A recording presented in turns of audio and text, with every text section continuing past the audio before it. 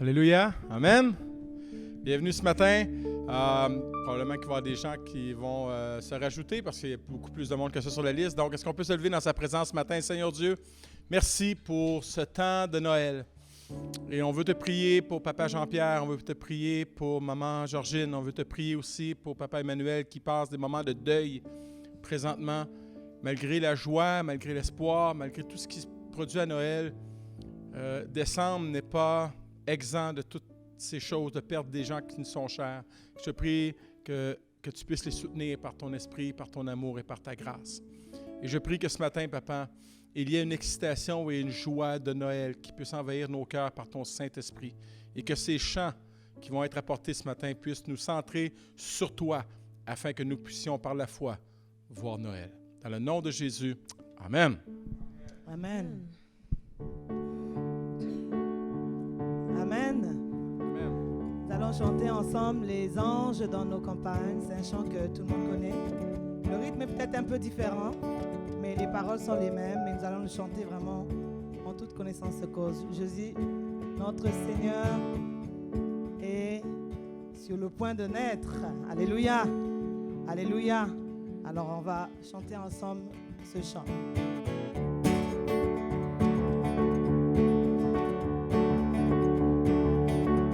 Est-ce qu'on peut taper les mains ensemble?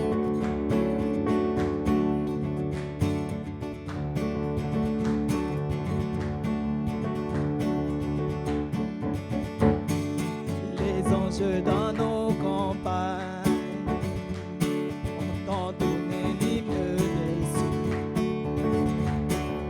et l'écho de nos montagnes redit ce chant mélodieux.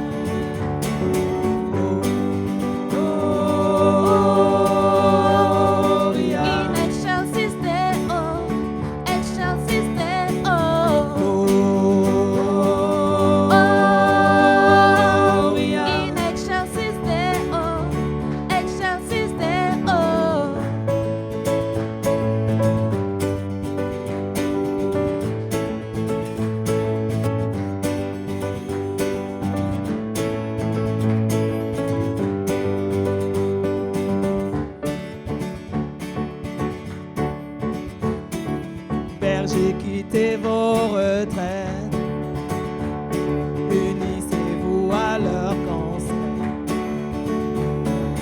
et que vos tendres musettes fassent retentir dans les airs.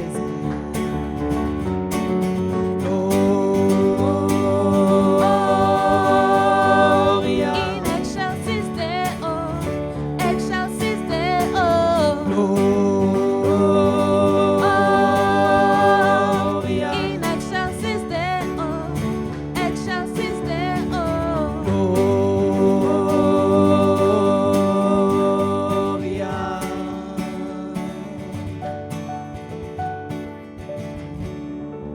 Alléluia.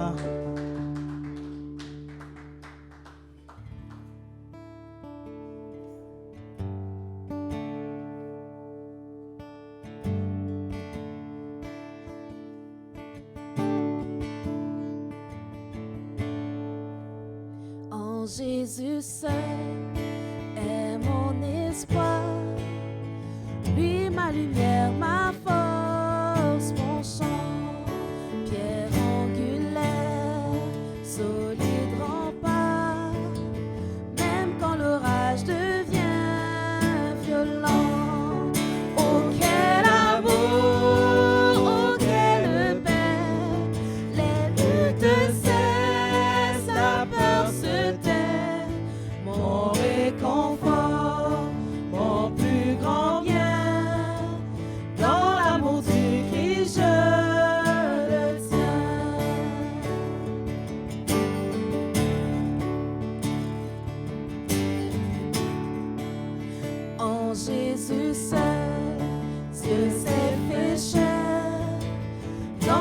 enfant, oh quel mystère, ce don d'amour, de sainteté, haï par ceux qu'il va sauver.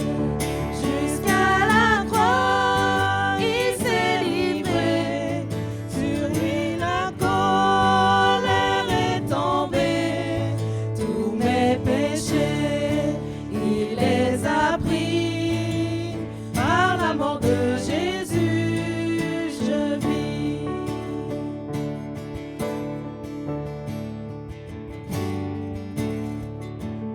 Dans la tombe, il reposait, lumière vaincue par les ténèbres.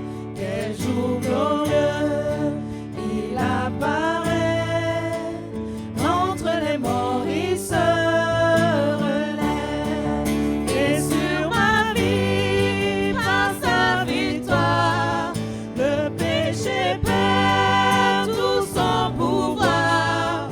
Il est à moi, je suis à lui, racheté par le sang du Christ.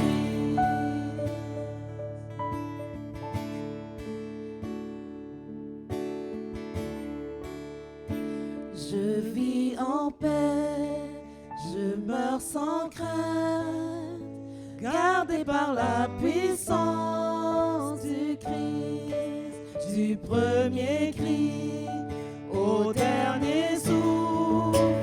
Jésus est maître de ma vie, les plans des hommes ou du malin ne peuvent m'arracher de sa main, et qu'il revienne ou me rappelle, par la force du Christ je tiendrai.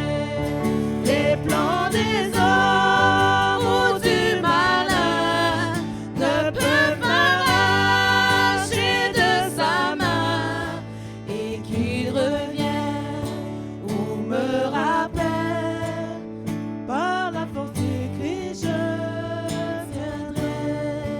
Et qu'il revienne ou me rappelle, par la force du Christ je tiendrai.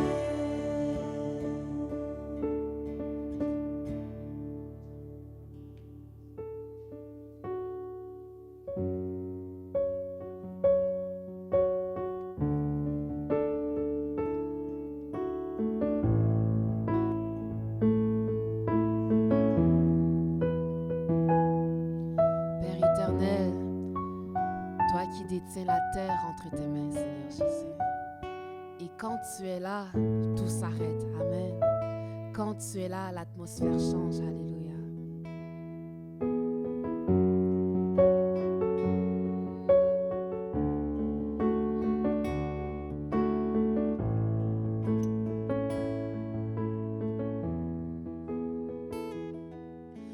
Quand il descend, oui, tout s'arrête. Il y a transfert entre ciel et terre. Quand il descend, l'atmosphère change. Il y a transfert entre ciel et terre. Quand il descend, oui, tout s'arrête. Il y a transfert entre ciel et terre. Quand il descend, l'atmosphère change. Il y a transfert entre ciel et terre. Le Saint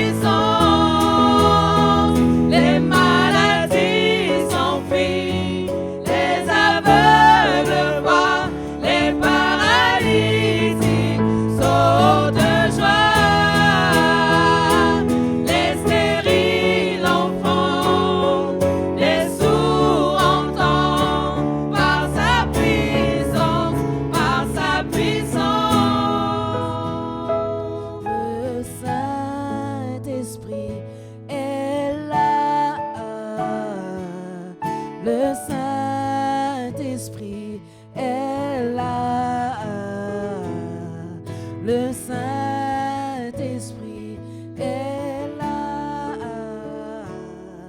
Le Saint-Esprit est là. Le Saint-Esprit est là. Le Saint-Esprit est là. Le Saint-Esprit est là. Le Saint-Esprit est là.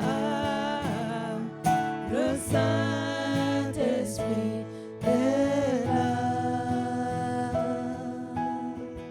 Alléluia.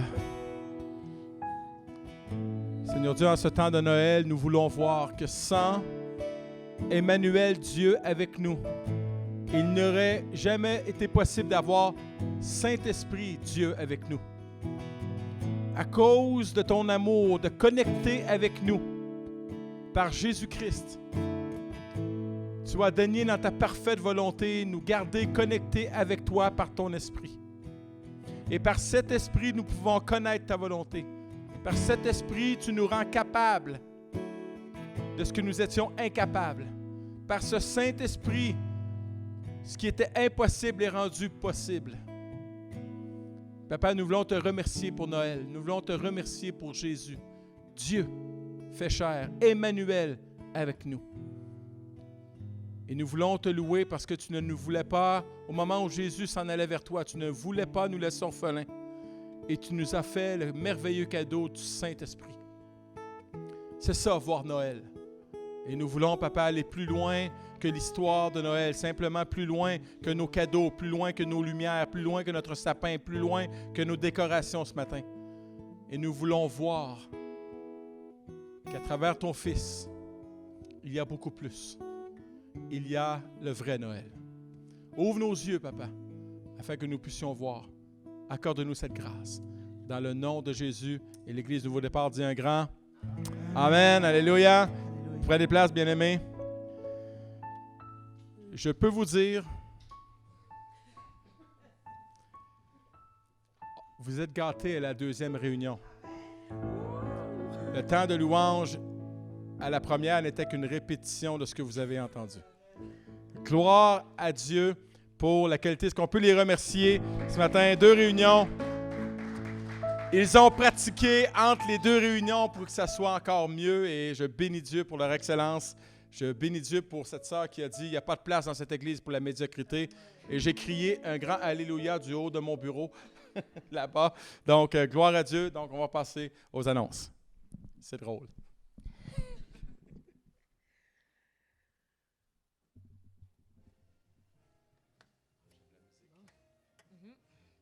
C'est un bon choix, effectivement.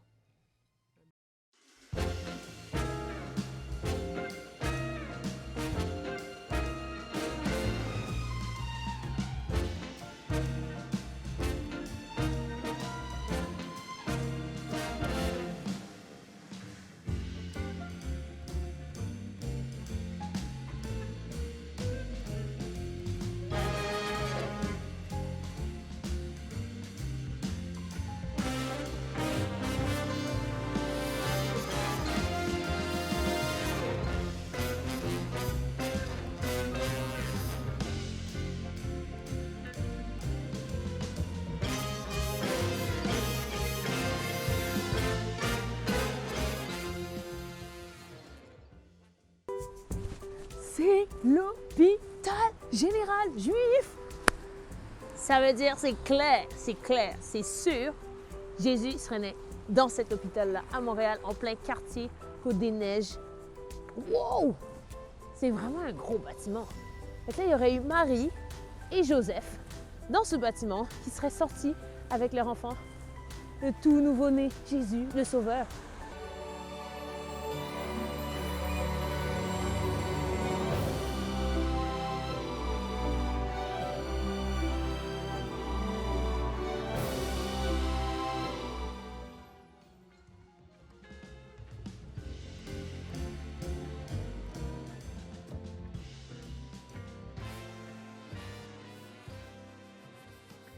Papa n'était pas au courant qu'il était grand-père. Non, mais...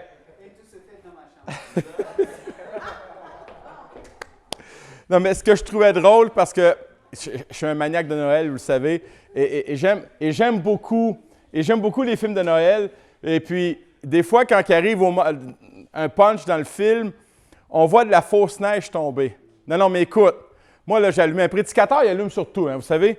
Puis là, la sœur Santi dit, nous sommes en direct de Côte-des-Neiges. La neige tombe en même temps, il y a de la neige partout. Wow!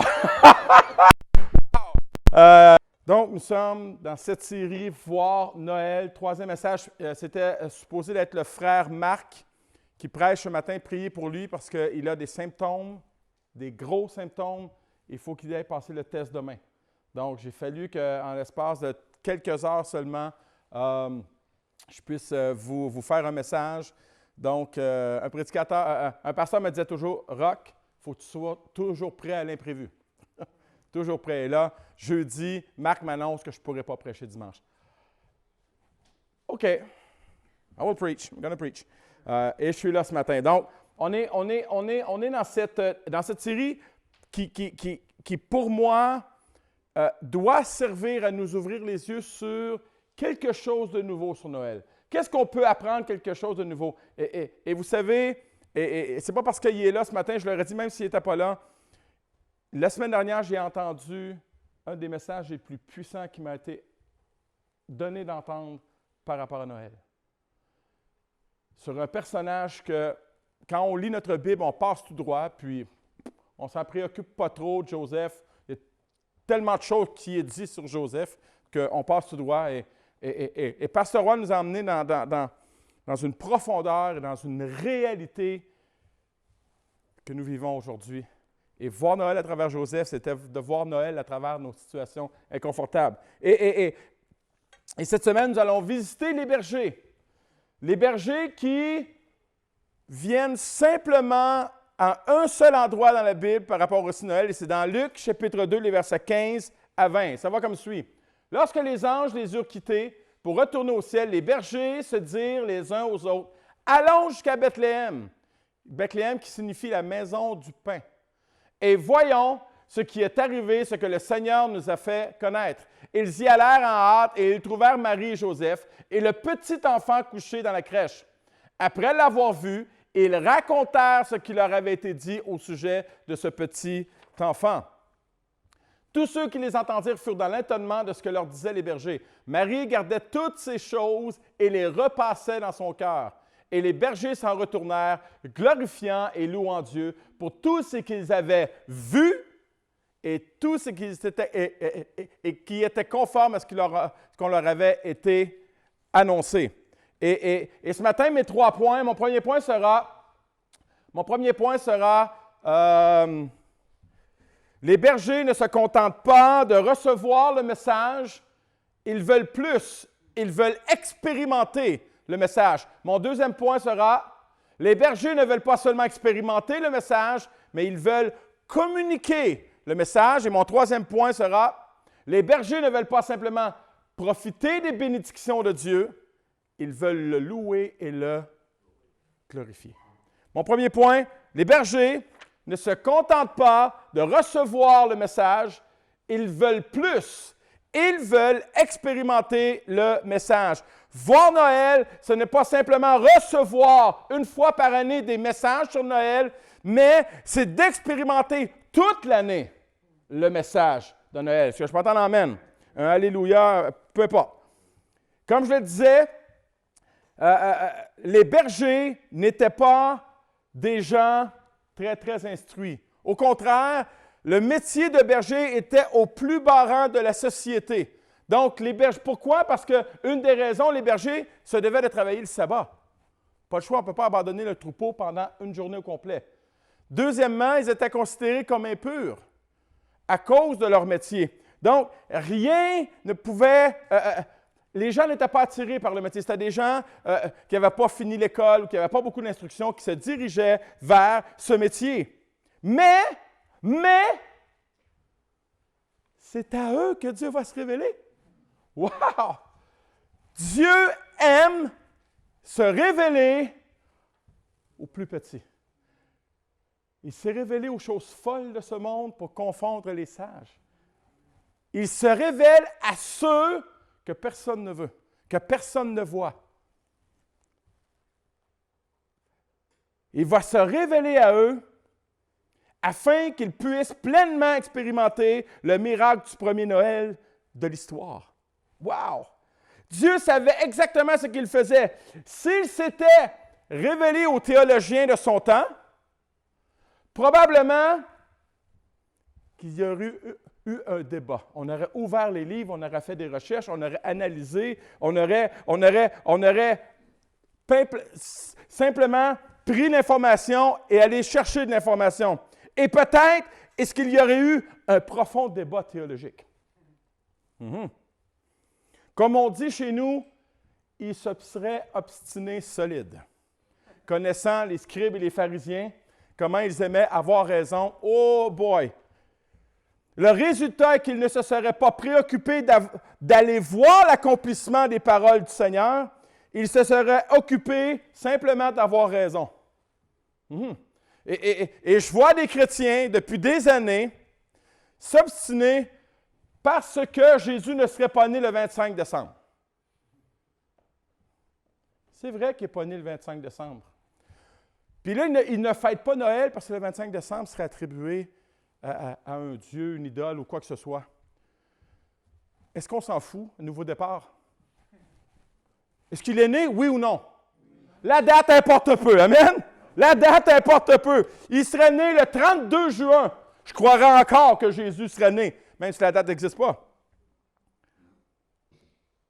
Il n'est pas mauvais d'analyser, de discuter, de vérifier. Mais quand cela prend toute la place, nous passons à côté de l'expérience que Dieu désire nous faire vivre. Et c'est ce qu'il voulait pour ces bergers. Prenons l'exemple des bergers. Pas le temps de discuter, pas le temps de raisonner, pas le temps de débattre ou par orgueil d'avoir raison. Regardez ce qu'ils vont faire. Encore? Allons et voyons. Wow! Et ça, c'est nous. On ne veut pas débattre sur les dates, puis est-ce que Jésus est né moins 4 avant Hérode, plus 4? Non. Est-ce qu'il est né, oui ou non? Yes! Allons et voyons. Allons et expérimentons. Allons expérimenter, allons voir, allons chercher, allons trouver. Et comment est-ce qu'ils vont? Prochaine diapo. Pas avec patum, patum, patum, patum, patum, patum. Non.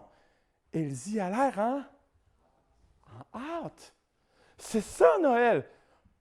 Oh, vous pourriez dire dans votre cœur autour, on sait bien, toi, pasteur, c'est facile pour toi, tu aimes Noël tellement. Prochaine diapo. En hâte, en grec, pseudo, a le sens de accélérer, désirer sérieusement, désirer sincèrement. Wow! En bon québécois, pas de niaisage. Go! Go! C'est ça, Noël! C'est ça! Les bergers s'en vont mettre la parole de Dieu à l'épreuve dans une excitation qui peut quelquefois nous déranger. Je me souviens d'une fois Josée. Josée qui est une prostituée qui commence à venir à l'église. Et quand elle arrive le dimanche, on sait ce qui s'est passé le samedi soir. Mais elle commence dans un processus et elle a un réflexe automatique. Elle danse dans la louange. Et là, mon épouse, elle me dit, on fait quoi? Et comme tout bon berger, il dit, j'en vois pas un se lever pour la reprendre. Parce que c'est moi qui vais le reprendre. Et doucement, elle est venue à la connaissance de Jésus.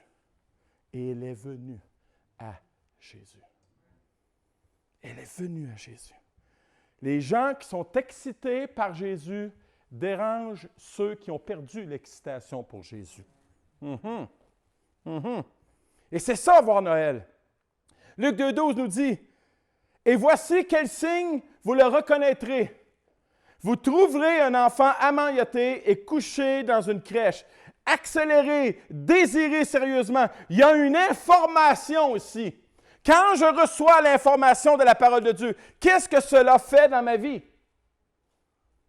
Qu'est-ce que cela fait dans ma vie? Ceux qui cherchent sérieusement trouvent. La promesse n'est pas simplement « cherchez, vous trouverez ». Non, non. Cherchez sérieusement, sincèrement, et vous allez trouver. Les bergers sont un modèle pour nous ce matin. Bien-aimés, voir Noël, c'est littéralement dire oui à l'invitation de Dieu. Littéralement. Nous ne pouvons trouver Jésus sans un oui de notre part.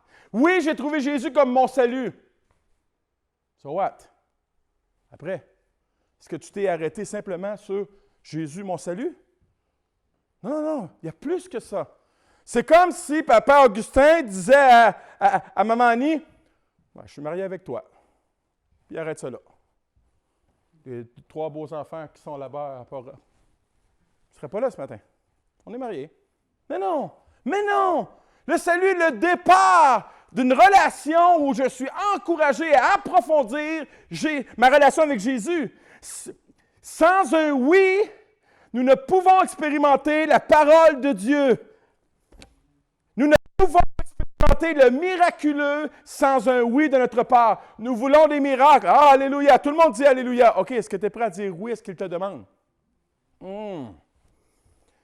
Nous ne pouvons pas expérimenter la gloire de Dieu sans un oui de notre part. Nous ne pouvons pas expérimenter sa présence sans un oui de notre part. Et le oui des bergers était le oui à l'obéissance. Ils auraient pu simplement prendre le message et retourner à leur troupeau. P.D. Branson a dit ceci. Ce sont nos actes qui démontrent si oui ou non nous avons tenu la parole de Dieu pour vraie. Je crois que la parole de Dieu est la parole de Dieu quand je dis oui.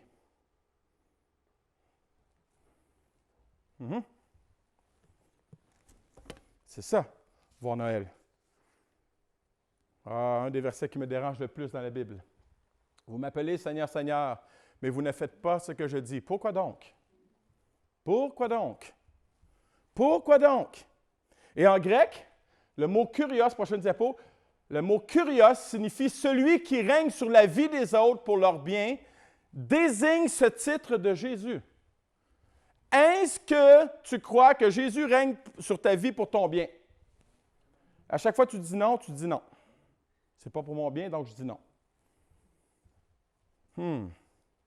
Jacques 1, 22 nous dit, ne vous contentez pas d'écouter la parole, qu'elle ne vous rentre pas par une oreille pour ne sortir que par l'autre. C'est la version Le Message. Qu'elle puisse trouver place dans votre cœur afin que vous puissiez la traduire en actes. Oh boy! Ouch! C'est pas ici que la parole doit prendre place. C'est ici. C'est ici. Je me méfie toujours des frères et des sœurs qui me disent « bon message ». Non, ce n'est pas un bon message. Je veux que le message transforme ta vie. Ça, c'est un bon message. Ça, c'est un bon message. Les bergers ont saisi la parole qui leur avait été donnée, ils l'avaient serrée dans leur cœur, ils l'avaient cachée dans leur cœur, et en hâte, ils se dépêchèrent d'ajouter leur oui au message. Je dirais un gros « wow ». Ils ont pleinement expérimenté Noël parce qu'ils voulaient voir Noël. Voir Noël, c'est voir Jésus. Je vous le dis, il y a des êtres humains sur cette terre qui ont plus d'excitation pour le Boxing Day que certains chrétiens ont une excitation d'aller voir Jésus à Noël. Luc 2,16. Ils se dépêchèrent d'obéir à l'invitation de l'ange, donc d'y aller. Et après avoir cherché, ils trouvèrent Marie et Joseph avec le nouveau-né couché dans une mangeoire. Wow! Ils trouvèrent. Donc, mon premier point était, les bergers ne se contentent pas de recevoir le message de Noël, ils veulent plus, ils veulent expérimenter le message de Noël. Mon deuxième point, les bergers ne veulent pas seulement expérimenter le message de Noël, ils veulent communiquer le message de Noël. Et aujourd'hui, souvent le message de Noël, et nous avons commencé dans notre famille, qu'est-ce que tu veux à Noël? Et que c'est facile de délivrer le message. Mhm. Nous aimons tous raconter des histoires. Oui? Oui, oui, oui. Ben oui, c'est sûr, je vais vous aider un peu. Et je crois qu'on y prend plaisir car nous voulons faire connaître aux autres ce que nous avons expérimenté, ce que nous avons appris. Et parfois même, souvent, nous y montrons des photos ou des vidéos. Quand on fait un voyage, dans le temps, moi je suis un vieux monsieur, dans le temps, on sortait les photos qu'on allait faire développer. Mm-hmm. Qui a connu ça? Aujourd'hui, les jeunes prennent le téléphone. Regarde mon voyage! Et en plus, c'est plus des photos. Regarde la vidéo! J'ai été nager avec des dauphins! Et là, il y a une... Avez-vous remarqué? Regarde! J'ai été nager avec des dauphins! Non! Il y a une joie! Il y a une excitation! Parce que je suis fier! J'ai expérimenté quelque chose et je suis en train de le montrer! Je suis en train de le raconter! Wow! Wow! Et re-wow! Et vous savez, quand on vit des expériences, une des photos que je suis le plus fier, c'est quand, il y a quelques années, j'ai été à Pittsburgh voir mon équipe de football préférée, où je suis photographié à peu près à 500 pieds du terrain. Les joueurs s'entraînent. Et wow! C'était tellement incroyable. Et aussi, mon frère Juan est trop humble pour le dire, mais je vais le dire à sa place. Un jour, il va à Toronto, il ne savait pas qui est là. Le worship team d'Elevation Worship. Si je ne connaîtrais pas aussi bien Pasteur Juan, je dirais que c'est un idolâtre. Mais je sais qu'il aime Jésus. Et il s'est fait photographier avec le leader du groupe. Et dernièrement, il l'a mis en souvenir sur son page Facebook. Mais il n'avait pas l'air triste.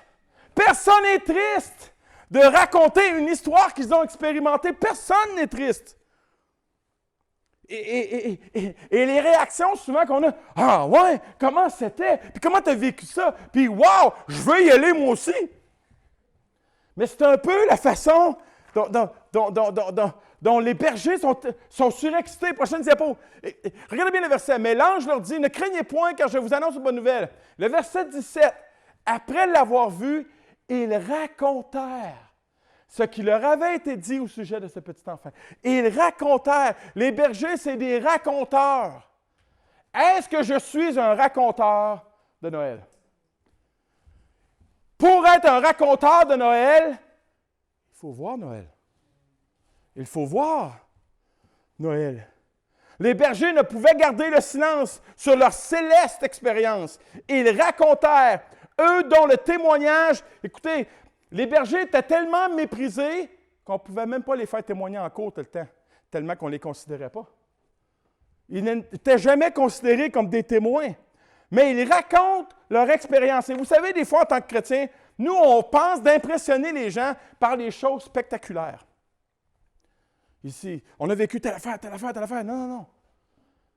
Je crois que les bergers, dans leur nature, ils étaient simples. Ils ont simplement délivré le message en toute sa simplicité. C'est quoi Noël? C'est quoi ta vie? C'est Jésus. Qu'est-ce qui est arrivé dans ta vie? Jésus a changé ma vie. Rien de spectaculaire, tout simple, rien de compliqué. On devrait parler de notre relation avec Jésus comme on parle du beau temps, comme on parle de toutes sortes de choses. Ça devrait faire partie de notre conversation. Ils racontaient ce qu'on leur avait dit sur l'enfant Jésus. Ils sont devenus les raconteurs de la première histoire de Noël.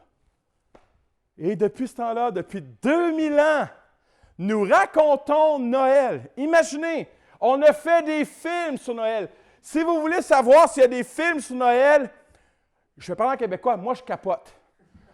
Netflix satisfait mon cœur. C'est incroyable, il y a des films de Noël, mais la première histoire de Noël, c'est les bergers. Yes! C'est les bergers. Bien-aimés, le christianisme silencieux n'existe pas. Le christianisme indifférent n'existe pas. La Bible ne parle pas d'un christianisme en ce sens. Les bergers sont les premiers témoins du miracle de Noël et nous sommes, nous aujourd'hui, les témoins du miracle de Noël parce que nous avons cru à l'histoire des bergers. Si les bergers ne racontent pas l'histoire, Luc ne la raconte pas non plus. Wow! Ouais, mais moi, tu sais, pasteur, Je ne suis pas beaucoup instruit. Parfait, il ne l'était pas non plus. Ouais, mais tu sais, c'est pas facile, mon métier. Parfait, eux non plus. Dieu nous a choisis. Pourquoi toi? I don't know. Parce que,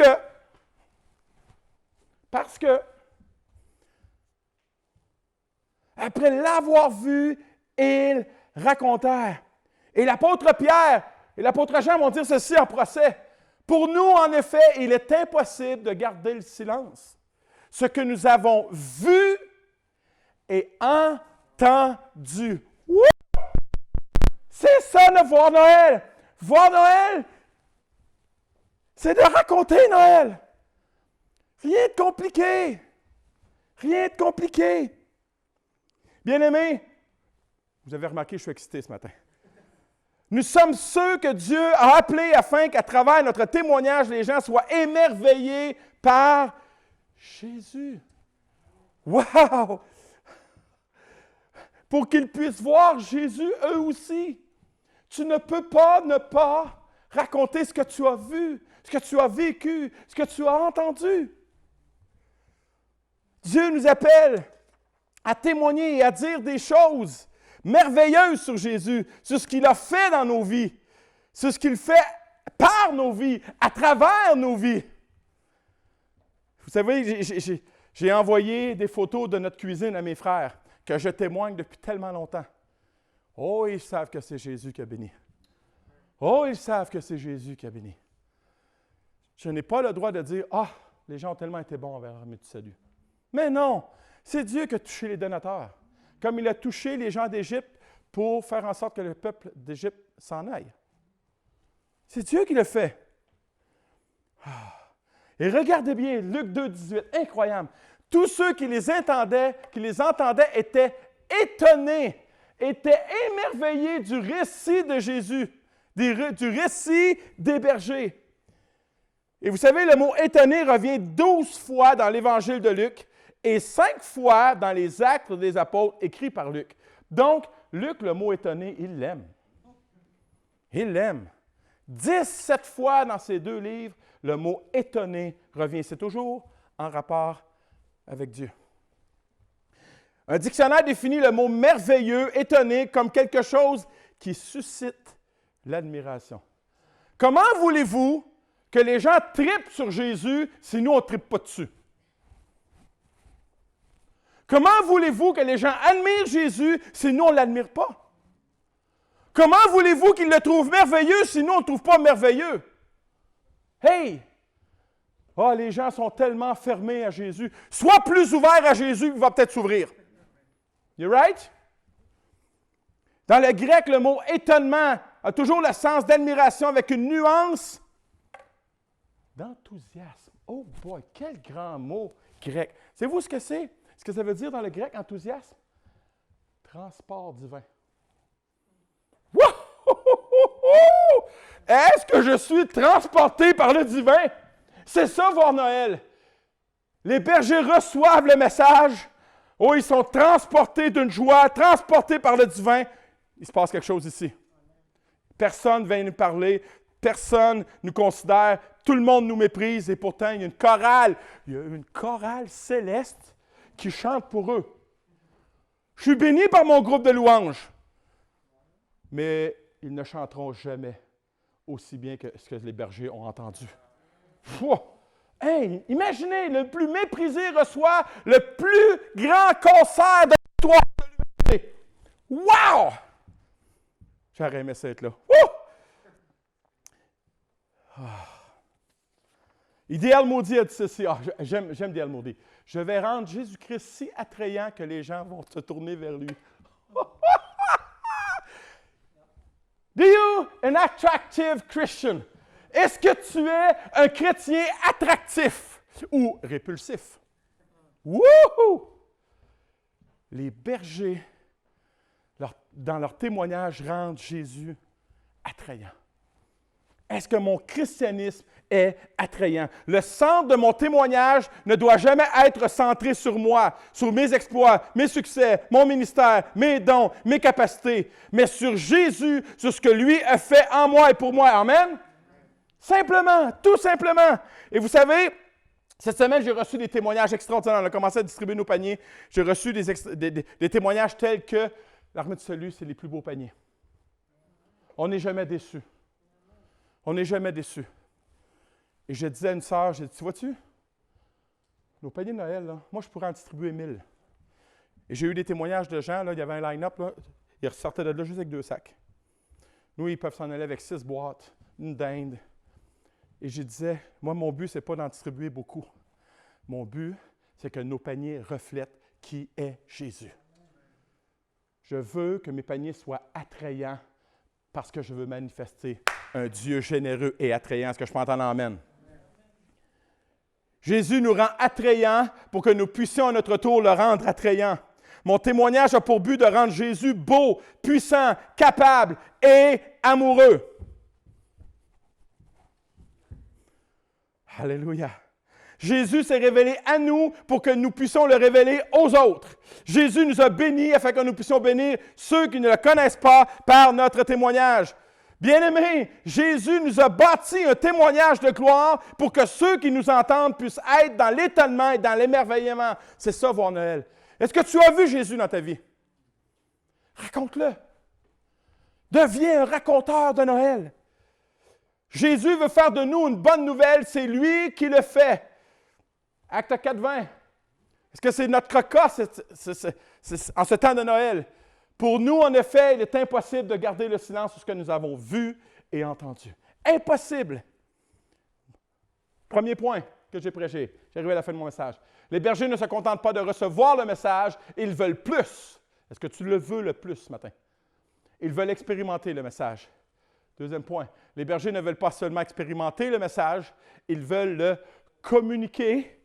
Et le troisième point, mon dernier, les bergers ne veulent pas simplement profiter des bénédictions de Dieu, ils veulent le glorifier et le louer. Luc 2:20 nous dit, « Et les bergers s'en retournèrent, glorifiant et louant Dieu pour tout ce qu'ils avaient vu et entendu, et qui était conforme à ce qui leur avait été annoncé. » Les bergers, ils retournent simplement à leur travail, mais d'une manière tellement différente. Wow! Ceux qui étaient méprisés, rejetés, regardés de haut, ceux qui n'étaient pas crédibles dans leur témoignage, ceux qui probablement avaient le cœur triste et accablé, repartaient avec la joie.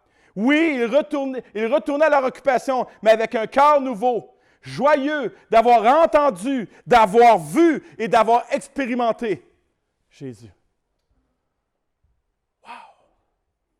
Émerveillé, pas juste par un bébé. Tout le monde est émerveillé par un bébé. « Oh, il est donc bien beau! » On n'a jamais dit « Oh, il est donc bien laid! » Non, non. « Il est donc bien beau! » Tout le monde est émerveillé devant un bébé. Mais ce bébé-là avait quelque chose de spécial. Il était Emmanuel. Dieu avec nous. Nous allons plus développer la semaine prochaine. Dieu Emmanuel, Dieu avec nous. Ils ne pouvaient que glorifier et louer Dieu. Ils étaient transformés. Ils se sentaient privilégiés d'avoir été choisis. Est-ce que tu te sens privilégié d'avoir été choisi? Wow! Pourquoi moi, Seigneur? Parce que tu as été choisi. Tu étais son choix. Hey! Voir Noël, c'est de dire, j'ai été choisi. J'ai été choisi. Timothée Keller a dit ceci. Nous glorifions quelqu'un ou quelque chose lorsque nous reconnaissons sa beauté intrinsèque. Lorsque nous considérons sa beauté au-dessus de tout. Imaginez la chose la plus belle que vous avez vue dans votre vie. Jésus est infiniment plus beau que ça. Infiniment plus beau que ça. 1 Pierre 4:11 nous dit ceci. Difficile. Qu'en toute chose, Dieu soit loué par Jésus-Christ. Toute chose. Toute chose. Même dans le deuil, il faut louer Dieu. Même dans le pire, il faut louer Dieu. Un jour, le pasteur Jack Hinton raconte une histoire où il va en mission en Inde et il est invité à venir visiter une léproserie. Vous savez ce que c'est une léproserie? c'est là où on place les lépreux. Et là, il commence la louange, et entre deux chants, il y a une dame qui est là, qui lui manque une oreille, la moitié d'une main, et le bout de son nez commence à se désagréger. Et elle dit, j'aurais une demande spéciale. Est-ce qu'on pourrait chanter contre les bienfaits de Dieu? et le pasteur Hinton commence à chanter. Il dit, je suppose que tu ne pourras plus jamais chanter cet hymne. Oh, il dit, au contraire, je vais la chanter, mais d'une manière nouvelle. D'une manière nouvelle. Compte les bienfaits de Dieu. Le psaume 9.2 nous dit ceci. Je louerai l'Éternel de tout mon cœur. Et c'est ça, Noël. C'est ça, voir Noël. Et c'est ça, les bergers, quand ils sont retournés, ils avaient un cœur complètement changé. Ils avaient vu Noël. Ils avaient vu Jésus, le Messie, l'accomplissement de la parole qui leur avait été donnée. Ils l'avaient vu. Psaume 8 nous dit ceci. Et c'est probablement, peut-être que c'est le psaume qu'ils ont chanté quand ils sont revenus. Éternel, notre Seigneur, que ton nom est magnifique sur toute la terre. Ta majesté s'élève au-dessus des cieux. Quand je contemple les cieux, qu'est-ce que l'homme pour que tu te souviennes de lui, qui est le Fils de l'homme pour que tu prennes garde à lui? Qui sommes-nous, Seigneur? Des bergers pour que tu te préoccupes de nous. Wow! Oh! Qui es-tu, toi? Qui suis-je, Seigneur, pour que tu te préoccupes de moi? Qui suis-je pour que tu te montres à moi, pour que je puisse te voir? Qui suis-je? Vous avez remarqué, il n'y a pas de réponse. C'est juste la grâce. C'est ça, Noël. C'est ça, Noël. Les bergers, je suis convaincu peut-être qu'ils louaient ce psaume. Je suis convaincu d'une chose, les bergers ont fait assurément monter à Dieu un concert de louanges.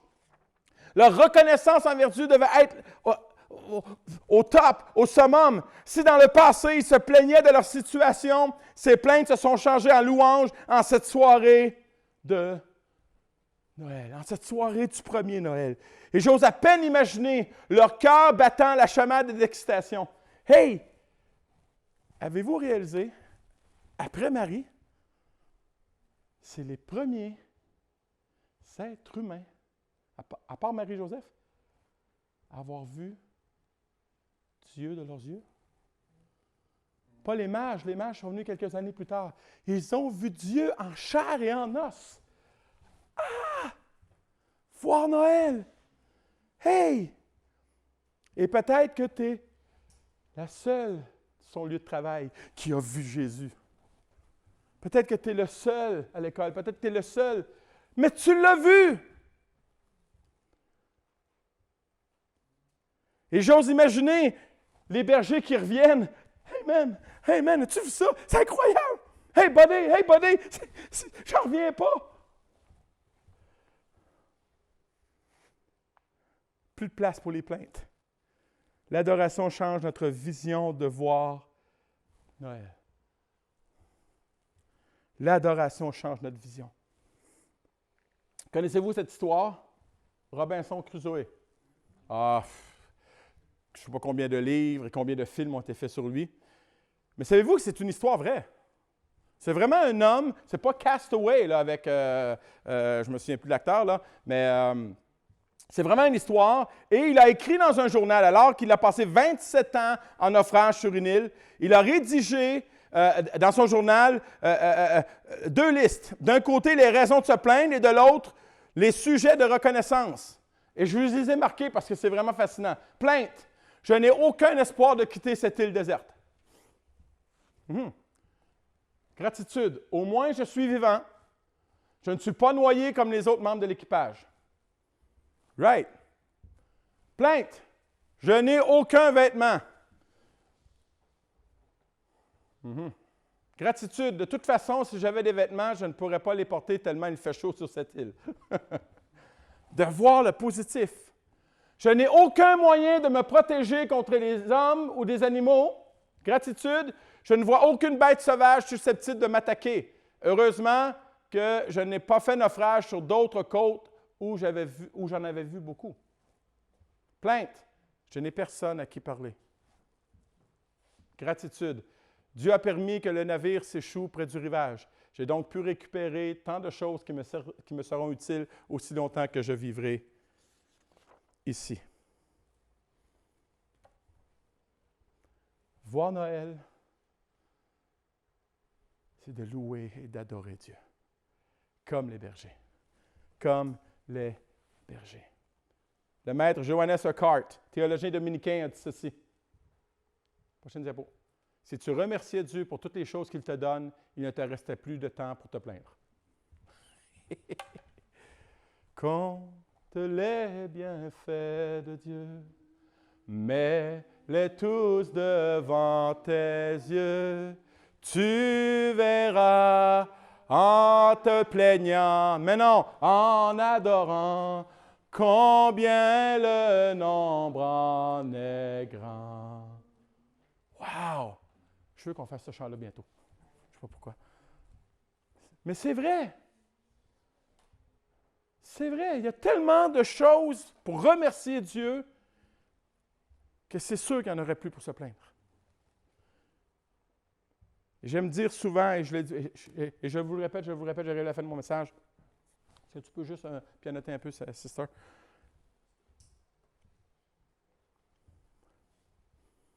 Si Dieu nous avait simplement donné la croix, sans autre bénédiction, sans promesse, zéro là, juste la croix, juste notre salut, croyez-vous qu'il serait digne encore d'être loué?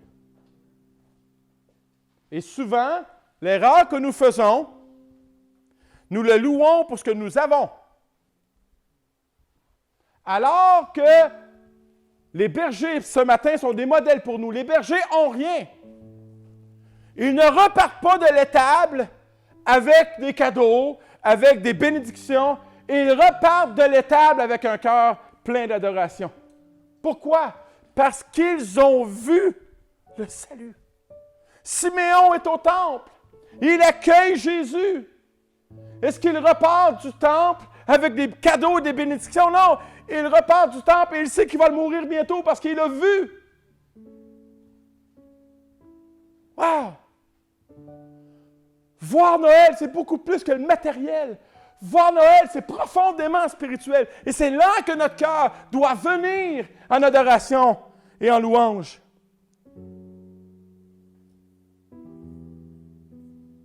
Luc 2,20.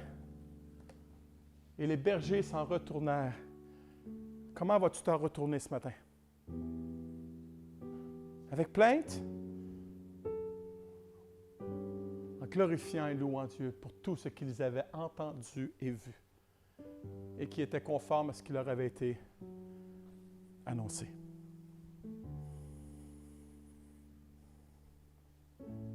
Wow! C'est ça, voir Noël. C'est ça, voir Noël. Est-ce que tes yeux ont vu Jésus? Je n'ai jamais vu Jésus en personne. Mais je le vois dans ma vie transformée. Personne ne pouvait endurer Roch Marcoux. Il y a même un juge qui m'a dit, un jour, alors que j'avais fait des crimes, qui m'a pointé du doigt et dit « Monsieur Marcoux, vous êtes un cas irréchappable. » Jésus a vu quelque chose en moi que lui n'avait pas vu. Quelqu'un qui avait besoin d'être sauvé. Right. Et peut-être qu'il y a quelqu'un qui a pointé le doigt sur toi. « Ah, il n'y a rien à faire avec cette femme-là, il n'y a rien à faire avec ce gars-là, il n'y a rien à faire avec cet homme-là. » Les cas irréchappables sont des cas pour la grâce de Dieu. Ces bergers étaient considérés comme des gens. S'ils n'existaient pas, ça ne ferait pas de différence. Et pourtant, Dieu se révèle à eux. Dieu se révèle à eux. Est-ce qu'on peut reprendre juste le refrain, peut-être du deuxième chant?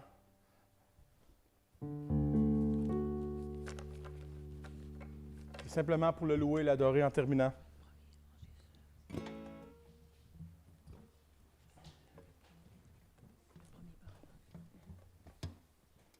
Alléluia. En Jésus seul. En Jésus seul. Est-ce qu'on peut se lever dans sa présence ce matin? Alléluia, alléluia.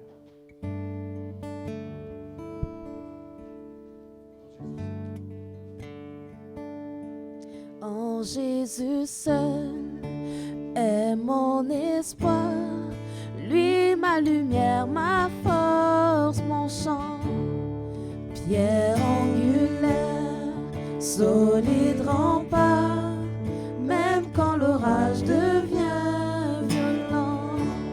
Oh quel amour, oh quelle paix, les luttes cessent, la peur se tait. Mon réconfort, mon plus grand bien, dans l'amour du Christ je tiens. En Jésus seul, Dieu s'est fait chair, dans un enfant, oh quel mystère. Ce don d'amour, de sainteté, haï par ce qu'il vient sauver. Jusqu'à la croix, il s'est livré, sur lui la colère est tombée. Tous mes péchés, il les a pris, par la mort de Jésus, je vis.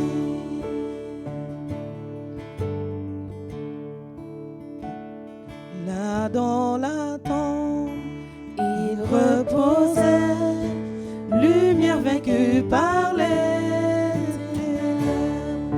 Quel jour glorieux, il apparaît, d'entre les morts il se relève. Et sur ma vie, par sa victoire, le péché perd tout son pouvoir. Il est à moi, je suis à lui, racheté par le sang du Christ. Je vis en paix, je meurs sans crainte, gardé par la puissance du Christ. Du premier cri au dernier souffle, Jésus est maître de ma vie.